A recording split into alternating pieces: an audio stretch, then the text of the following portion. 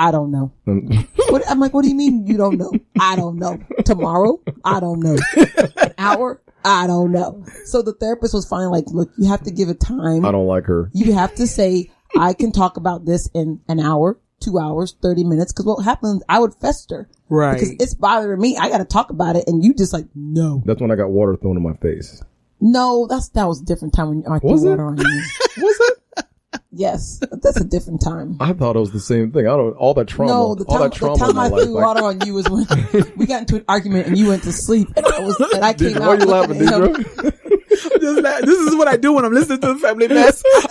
I'm literally laughing at you all like this. I think I talked about this before. Didn't I talk about this before? We did. All right, we did. yeah. So did. yes, when I threw the water, because you wouldn't get up, so I just as I she put threw water it in my my face, cup, boy. I just threw the water In my face. She was mad. It just angered me. So I would say, honestly, Charles and I, we don't argue. Oh, and how long have you been married? You can tell us how long. April will be 15 years. Wow. So we've been friends for 31 years, and we've been married. April 2020 will be 15 years. I think I remember when you guys got married too. Yeah, you probably do. That's right when Derek graduated high school. Oh my gosh. Yeah, I think Derek was probably 16. She was probably 11th grade. Yeah, I think I remember that. Yeah. Yeah. So we have had maybe, I will honestly say 3, 4 maybe arguments in our marriage. That's it. That's all you big arguments you had. That's it. But we got married. You all probably just the age when we got married. I was about to say they got married. You're not even that age yet. They got married when they were I was older. 38. I know, but still, I was 38 and still. Charles was but yeah. So and we had been friends 15 years prior to that. So we're older. Plus, I'm sure maybe just our our temperaments or whatever. What do you do? What do you think you're doing? Why you guys don't have to? Why you don't argue so much? Is it because you? Well, number one, our temperaments. We're just not argumentative type. They're not heathens like us. We're just not argumentative type. What do you discuss? But we discuss, and then the thing is, we are so much so on the same page that even things that we discuss, we're rarely on different pages or opposite page. So, even in discussing things, we're normally on the same page. But even those times that we're not, because hey, men are from Mars and women are from Venus. Yes. So even when we're not on the same page, we just have that respect. And I think the big thing is we like each other. A lot of people love each other, but we truly like each other. But we fight. So we just don't. Like I said, we've had a few, I would say maybe 3, 4, and those times we now laugh about, remember that time, when we, argued about this, or remember, but I don't know. We just don't argue. We discuss but we basically agree to disagree. So that's probably.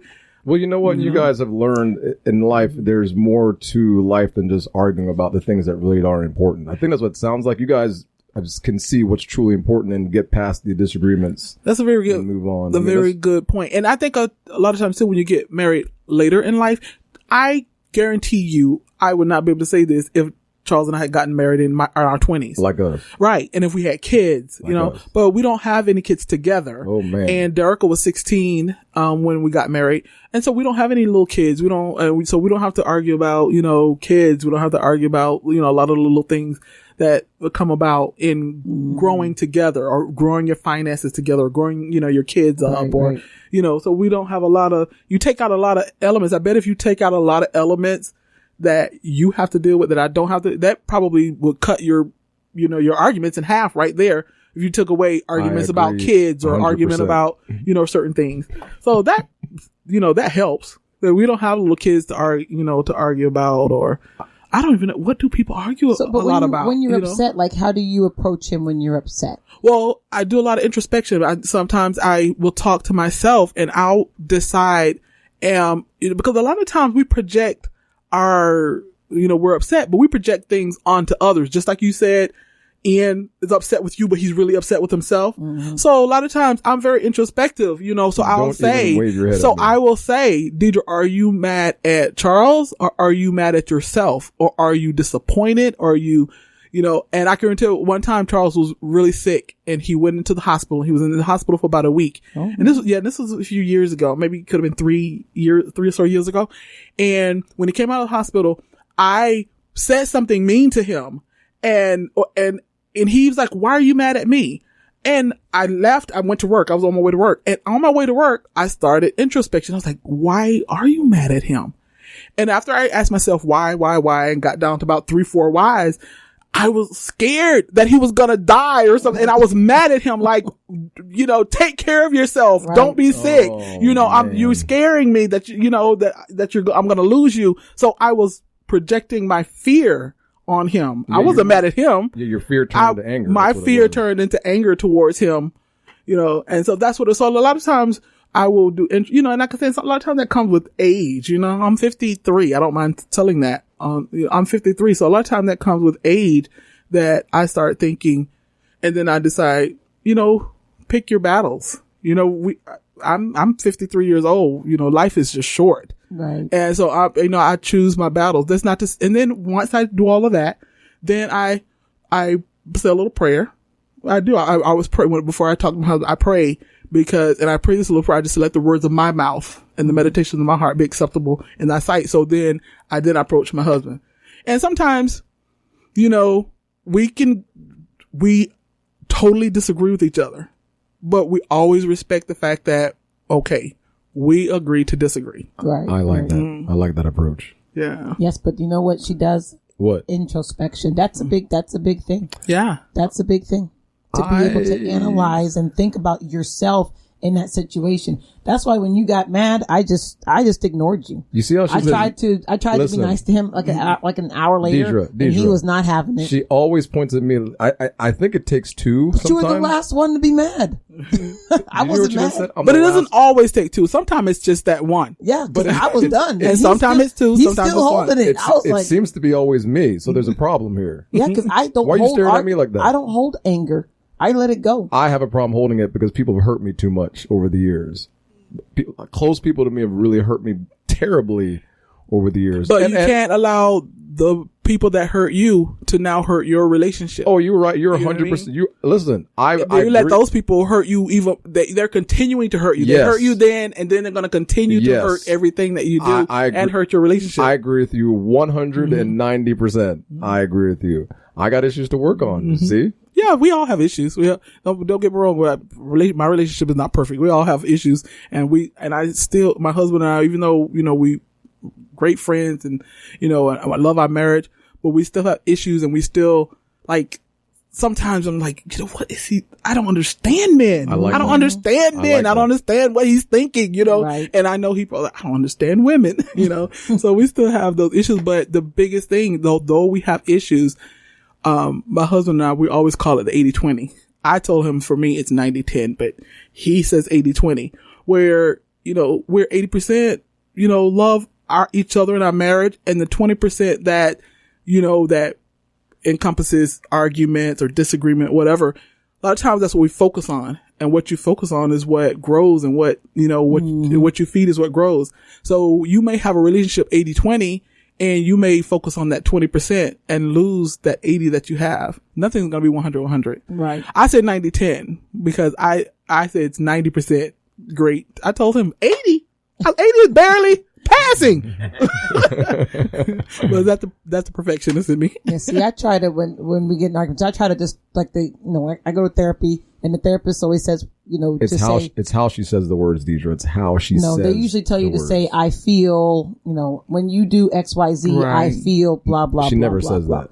Oh, I have. When was the last time? You just be mad. No, you're very, Deidre, she's very, what's the word I'm looking for here? When she argues, she's very expressive. I'm very emotional. I'm an emotional talker. Listen, I'm an emotional Deidre, talker. Her mouth has gotten us in so much trouble. She's not angry, but it's the way she expresses and says the words.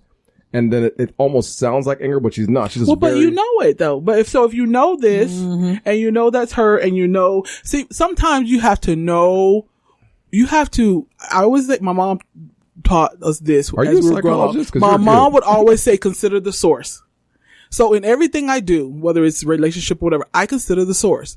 So there are times like my mom has said things that hurt me. Charles has said something that hurt me. I've said something that I hurt, that I've hurt him. Said something, Derica could say something that hurt me. But I take a moment and consider the source. Would Charles ever intentionally hurt me? No, he wouldn't. And then I go on, I go down the line. Well, then maybe he misspoke or, whatever. So, you just admitted and said yourself that Nathalie, wouldn't intentionally, hurt you. She's just overly expressive, and that's how she expressed herself. And you've been knowing her since forever. And you'd think I'd get the point by now. So you would think you'd be like, that's just Nathalie. You know what it is? It's a combination of her saying something when I'm thinking about something else sometimes, and you know what I mean? I just break, and I'm like, what are you talking about? I don't even know what you're talking about. And then I have to try to concentrate on what she says, because sometimes I'm really not listening. I just think a lot of times I'm not listening. I think a lot of times we thinking about ourselves. Uh-huh, we're thinking about ourselves. You see what she just said right there? It's true. She can never say anything positive about me. It's always negative this, negative that. He's been talking about, you need to get, he doesn't say it, but I already know, you need to get in shape and get to the gym, right? Deidre. So I'm like, you know what? I have to stop the mic right now. You don't commit. You're never committed to going to the gym. Deidre. Hold on. Can I finish, please? Go ahead. He says you're never committed to going to the gym. She you isn't. Start and then you stop. So I've been trying to be committed, right? Okay. So I've been going 3 times a week. So I get up this morning and I say, hey, I'm going to the gym. Let me finish. I say to him, I'm going to the gym. Okay. I said, can you please wake up the kids? What is the first thing he says? I got to go to work. I got to leave. I got to go to... Hold up. All I just asked you to do was wake up the kids. No. Like, she didn't say it like that. She didn't say it like that. What did she say? Raise it up like 4 more levels. That's what you sounded like in the bedroom. It was 6 a.m. Oh yeah, you were Deidre. How was the first thing in the morning? Deidre, I had just woke up, so I don't know how he think I'm. No. Well, tell me how you say it. How this you is think how it, I how perceive it. I'm just getting up, and she's right. She did say those words, and I said, "Well, I do have to go to work." And then instead of just answering back calmly, and I respond to how you respond back. So if she said, "Ian, just please take out the kids," I've been like, okay, but it wasn't that. She responded. But before her response, why did you respond in that way? That you have to go to work. Deidre, I have nothing for that. See, that's my point. I don't understand that, Ian, because and one of the things that, you'll ask like about our relationship, I believe Charles and I, how can I make today better for you? And I believe that's the way he wakes up. How can I make today better? And you wake up each day. How can I make today the best day for my mate? Yes. Now, there are certain things that are out of our control, but there's a lot that is in our control. So if your wife simply says, can you wake up the kids? What did that have to do anything that you had to go to work? Self. What did that have to do with anything concerning waking up your kids? I just didn't want to wake up the kids. Exactly. See? Why? So you have to go why. So let's talk about this, Ian. Why didn't you not want to go? I didn't know this was psychology. No, you do know. It's not, I don't know, because that's the easy answer. Oh my God. That's the easy answer. But we might have to get to 3-4 whys. Let's dig a little. Yeah. Why you didn't want to wake up? I just didn't want to. I was feeling good in bed. I just didn't want to get up. That's why you didn't want to get up? Sometimes I get in those moods. Now they'll tell you some Saturdays I just want to loaf in bed all day. And then she gets very angry at me because I don't want to do anything. It doesn't happen all the time, but sometimes I just don't want to do anything in the morning. And it's bad because it's not going to. Well, you couldn't wake up the kids and go back to bed? No, I mean, I ended up waking them up and it was fine once I woke them up. But it's just a routine in the morning. I just don't want to get up sometimes. So I can imagine that, what sent Nathalie off a few octaves, But it doesn't happen. It rarely happens where I don't want to get up. I mean, most of the time I'm up first in the morning at 5:45. Yeah? I'm not saying anything. I thought she was going to say no, that doesn't happen. Most of the times I get up every single morning like at 5:45, start getting things ready, and I do get the kids up. Okay. So I do miss it every now and then, but when I miss it, she lets me have it. When I miss something, she lets me have it very quickly. But for the majority of the mornings I get up first. And then I start getting ready, and then I get the kids up, and then she gets up last. So yes, but my thing was, you're fussing at me all the time about not being consistent, and as soon as I'm trying I'm trying to do for me. I didn't fuss at her. Now you're giving me, you're blocking me with the negative. I'm not. No, she's using. You hit me with a negative. As soon as I said I'm going to the gym, she's using the wrong verb in the sentence there. I have never blocked her. I've told her the truth about her and how she's acted over the years about being consistent in doing things. Okay. And I have an example of it. Nathalie's now business trying to do this. Now, for years, I've told her, Nathalie, you're very good at doing this. You should do this.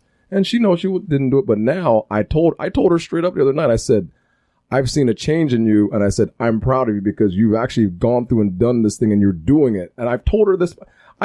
Deidre, That's not what I'm talking about when I say block. No. I've told you about how much I support you because I believe in you. That's why I'm trying to tell you this whole time. Yes, All these. He's